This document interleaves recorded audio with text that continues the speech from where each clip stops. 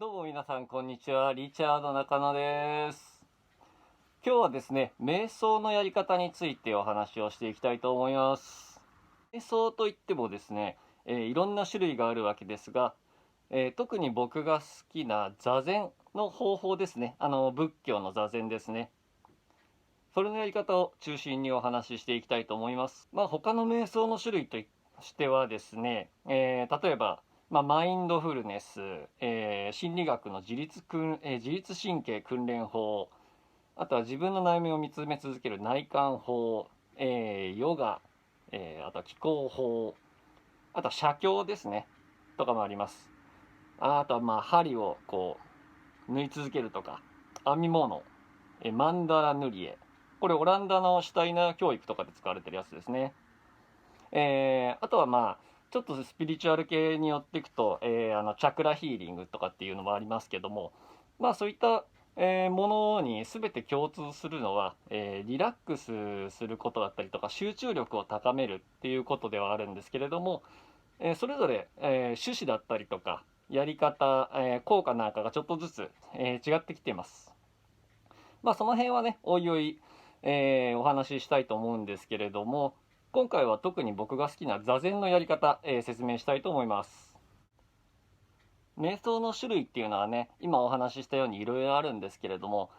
私一通り試しましたけど、特に座禅が好きですね。で、どんな効果があるのかっていうことなんですが、まず一つは集中力アップ、生産効率はかなり上がります。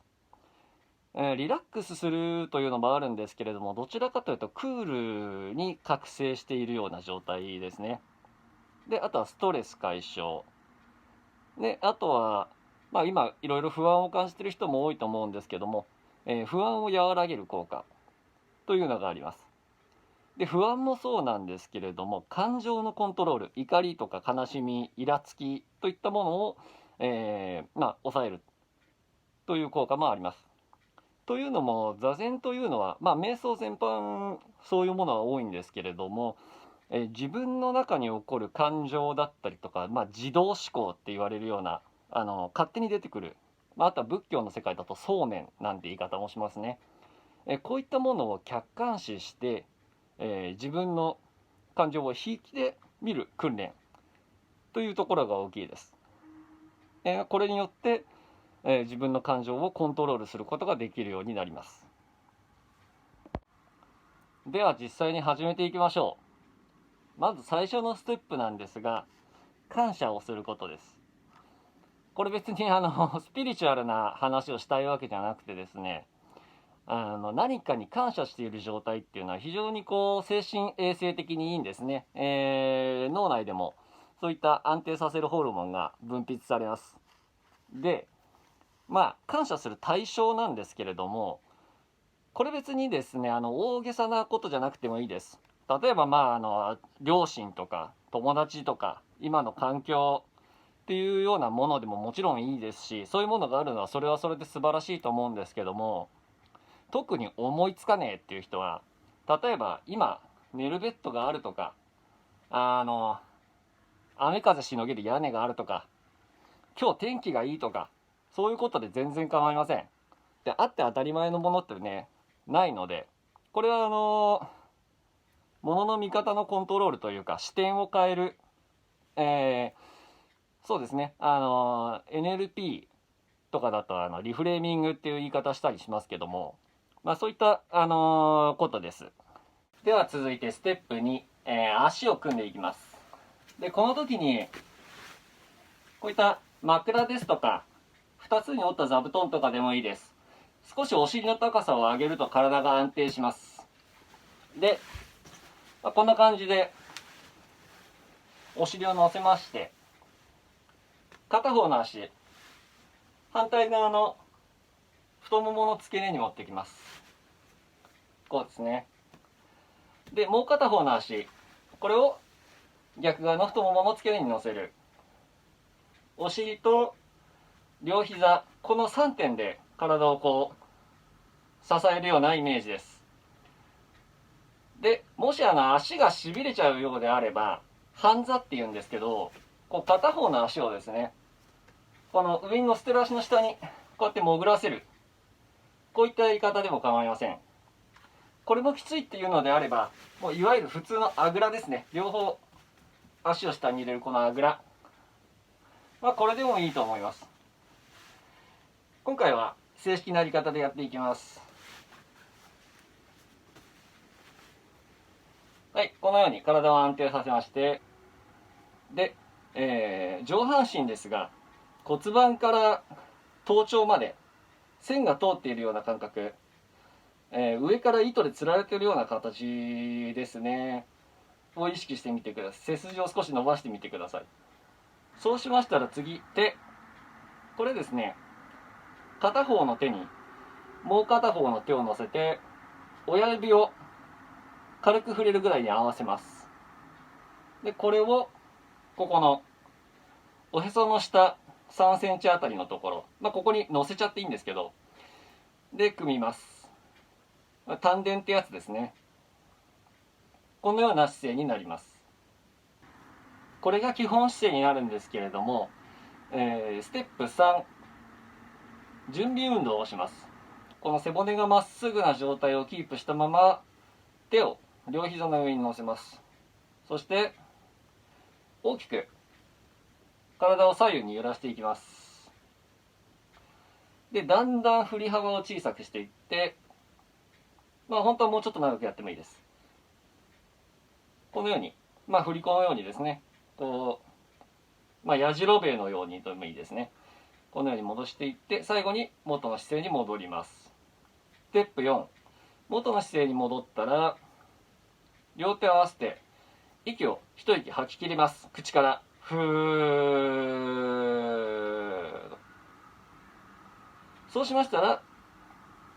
ステップ5、瞑想に入っていきます。手を先ほど言ったような形に戻してここに置きます。そしてゆっくり、これは口からでも鼻からでもいいですけれども、なるべくゆっくり息をふーっと吐いていきます。ふー。少しお腹がへこむような感じがあると思います。で吐き切ったら鼻から息を吸います。これはそんなに長くなくていいです。普通にスーッと鼻から息を吸って、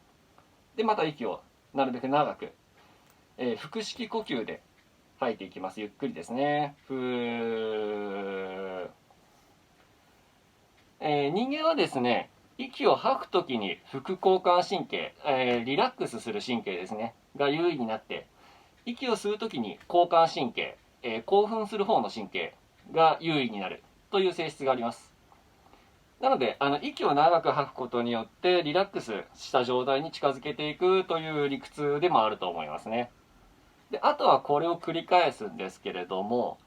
この時目ですね、完全に閉じるよりは私は、半眼という状態にするのがいいと思います。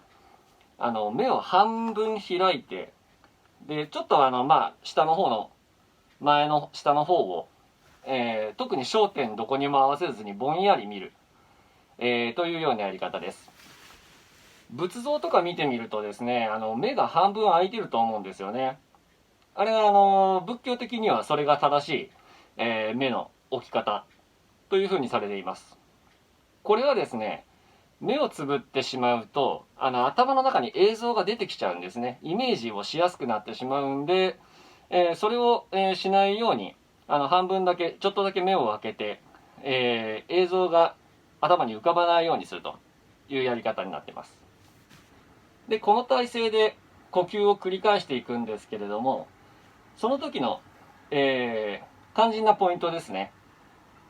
その時どういうふうにやるか、ここのですね、へそ下3センチあたりに意識を集中して、他のことを考えないようにします。意識を集中し続けるんですね。それによって、集中力を高めていくというやり方になります。でこの時に基本的に何も考えない状態っていうのはかなり難しいです。やっていれば自分の想念がですね、どんどんいろいろ勝手に浮かんでくるのが実感できると思います。でこの時に、重要なポイントなんですが、この時に、その思考を追いかけないようにしてください。例えば列車に乗ってる時って窓から景色がどんどん流れていくと思うんですけれども、そんな感じで、自分の頭に思い浮かんだことを深追いせずに、あ、自分ってこんなこと考えてるんだな、へーぐらいの感じで、それについて深追いせずに流すということを行い続けます。で、もう一つ重要なポイントなんですが、その浮かんできた思考に対して、評価をしないでください。あ、明るい考えでハッピーでいいなとか、こんな嫌なこと考えちゃった俺って嫌なやつだなとか、そういう、評価を下さないようにしてください。ただ浮かんだことだけを事実としてこういうことが浮かんだ、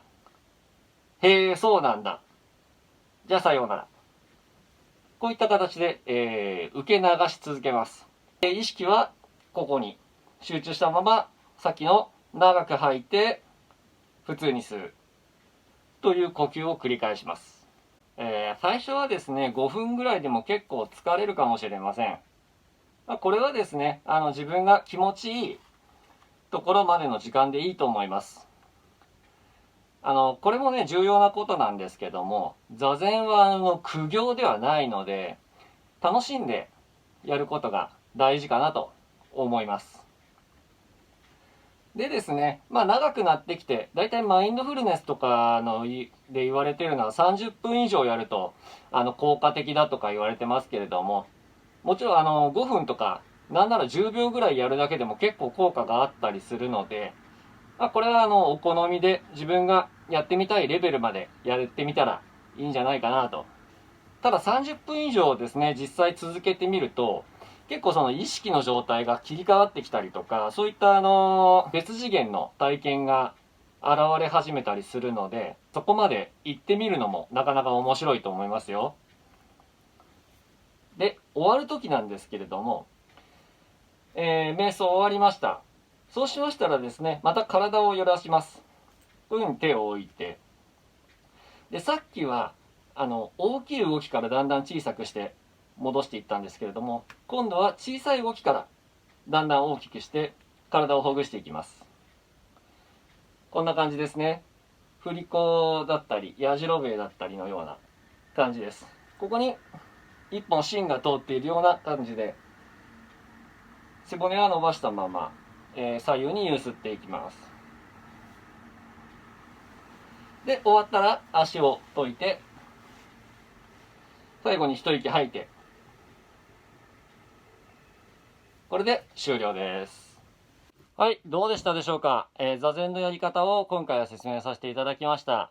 で、本当はですね、これにまつわる、ディープな話、いろいろしていきたかったんですけれども、ちょっと時間かかっちゃったんで、その辺の話はまた次回に回したいと思います。概要としてはですね、いくつか用意してるんですけども、まず痛みについてですね、痛みを、どうコントロールするかという方法、あとは脳みその中でその時どういうことが起こってるかですね。あとはですね、感情というものがどういうものかとか、あとは幸福論ですね。ブッダ、いわゆる仏教的な思想が考える幸福っていうのとか、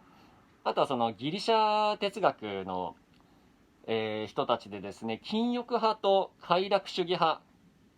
ていうのがあるんですけども、この2つって、仲良しなんですよ。仲良しというか、目的が近いというか、そういったエピソードがあります。片方がストア派、もう一つがエピキュロス派っていうんですけど、ストア派、禁欲主義のストア派っていうのはストイックの語源になっている言葉ですね。こういった昔の偉い思想家もいろいろ示唆に富んだことを言ってくれてるので、そういったお話ですとか、あとはですね、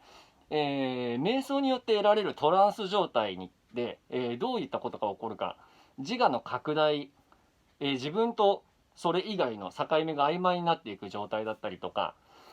逆にその時に現れるちょっとですね、ちょっとした危ない、現象相乗マンとかっていうんですけども、あとはなんかちょっとね、なんて言うんでしょう。実際にはないものを信じ込んじゃったりとか、まあ普通にやってる分には全然大丈夫なんですけども、ヘビーにですね、修行レベルでやっていくと、そういったトランス状態があって、が起こることが、トランス状態が起こることがあって、で、これちょっとね、場合によっては危ない時もあるので、そのあたりのお話もしていきたいと思います。それでは、今回は座禅のやり方、リチャード中野が、残念ながら生活感のあふれるお部屋からお送りいたしました。よかったらチャンネル登録してください。それではまた次回お会いしましょう。バイバーイ。